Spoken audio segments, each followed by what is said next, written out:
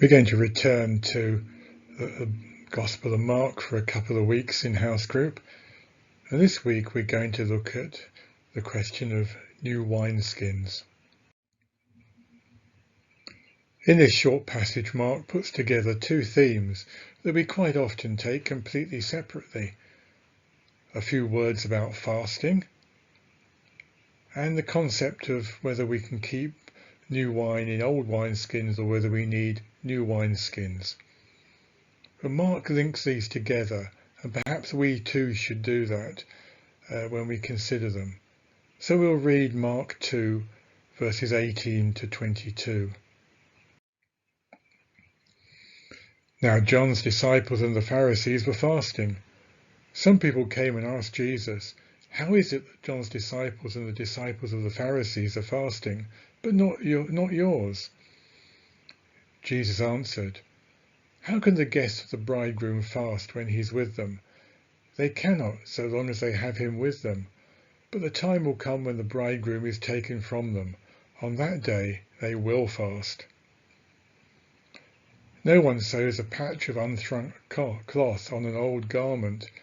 Otherwise the new piece will pull away from the old, making the tear worse. And no one pours new wine into old wineskins. Otherwise the wine will burst the skins, and both the wine and the wineskins will be ruined. No, they pour new wine into new wineskins."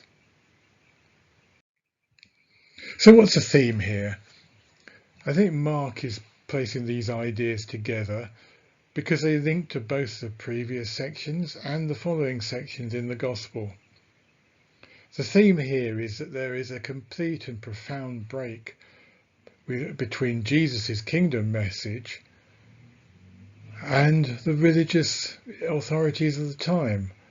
His message makes the status quo seem passé, and it particularly breaks with the tradition of the Pharisees. It starts in the passages we've already looked at, with the banquet that Jesus holds with the outcast Matthew and other non-religious persons. As a joyous celebration of what God is doing in his kingdom, how he's drawing new people in and freeing the unwanted and the unloved. And then, of course, there are the sick who are healed, who experience new life and joy and a newness in their healing. So what do we make of fasting? Regular fasting at the time was for the strictly religious. I think the Jews were only required to fast on the Day of Atonement, but if you were a Pharisee, you would perhaps fast 2 or 3 times a week, and probably let everyone know that you did it by the way you dressed and acted. We know that Jesus' attitude towards public religion really was quite severe, and he had great warnings, particularly in the Sermon on the Mount, against the hypocrites and the tendencies that went with public fasting and prayer and giving and public worship. If you were doing it for show, you were doing it completely wrong. And we know that Jesus himself fasted during his time in the wilderness, that special occasion, and we know that the early Christians fasted on some occasions as well. So what do we make of fasting today? Perhaps we should treat it as an endorsed, useful, but neutral practice. We perhaps should do it, but don't feel that we have to do it. But we should always remember that Jesus says in the Sermon on the Mount, when you fast, not if you fast. The illustration of the patch garment and the new wine and the old wineskins contrasts the old and the new.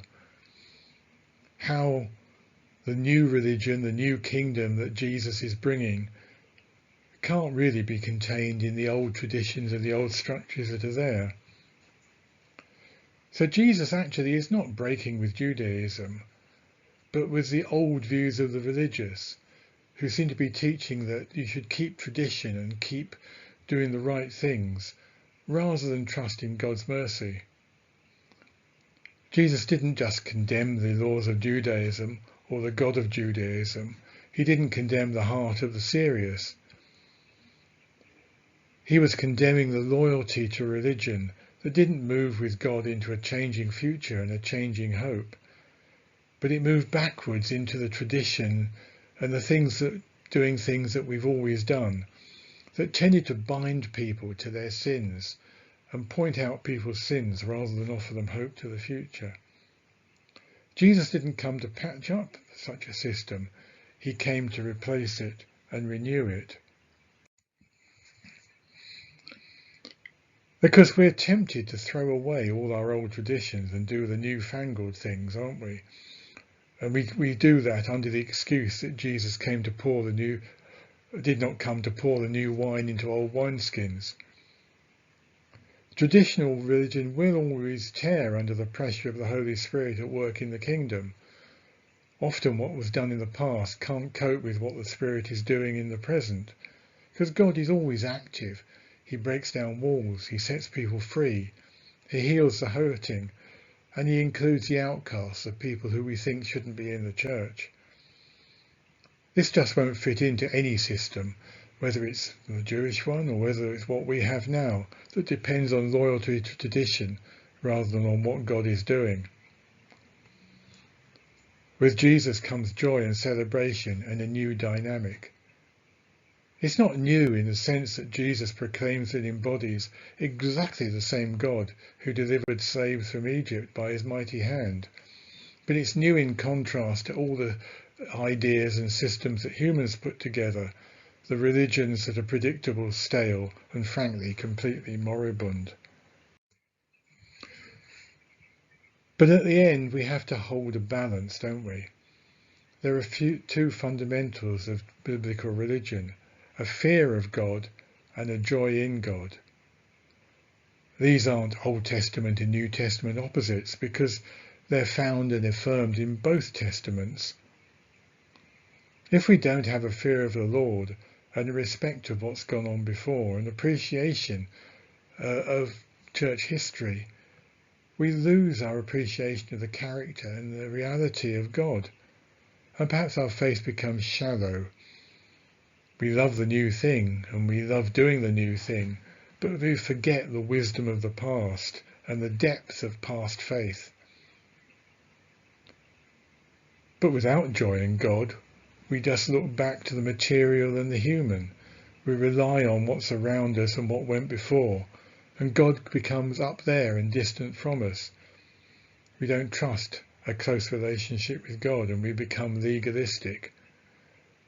And perhaps then we become afraid to pray for the miraculous or the supernatural, and we can't appreciate when God does something new and perhaps rather odd within the church. There's a balance needed between these two emphases to have a healthy faith.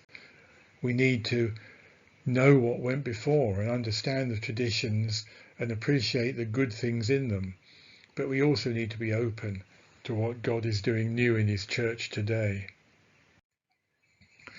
And for us, with us quoting Michael Spencer here, we should realize that the bursting, ripping power of the gospel is a continual application.